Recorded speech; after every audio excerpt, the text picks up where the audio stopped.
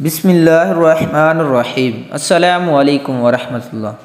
حضرت عمر بن خطاب رضی اللہ تعالی عنہ خلافت سنبھالنے کے بعد بیت المال میں آئے تو لوگوں سے پوچھا کہ حضرت ابو بکر رضی اللہ تعالی عنہ کیا کرتے تھے؟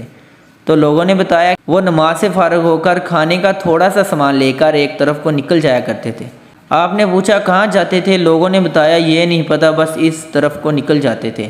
آپ رضی اللہ تعالی عنہ نے کھانے کا سامان لیا اور اس طرف کو نکل گئے، لوگوں سے پوچھتے ہوئے کہ حضرت ابو بکر رضی اللہ تعالی عنہ کس جگہ جاتے تھے۔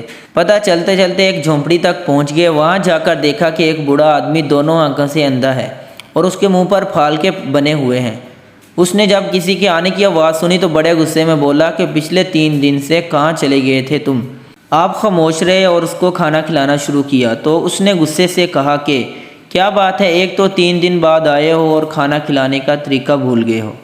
آپ نے جب یہ سنا تو رونے لگے اور اسے بتایا کہ میں عمر ہوں اور وہ جو آپ کو کھانا کھلاتے تھے وہ مسلمانوں کے خلیفہ حضرت ابو بکر صدیق رضی اللہ تعالی عنہ تھے اور وہ وفات پا چکے ہیں۔ جب اس بوڑھے نے یہ بات سنی تو کھڑا ہو گیا اور کہا اے عمر رضی اللہ تعالی عنہ، مجھے کلمہ پڑھا کر مسلمان کر دیں۔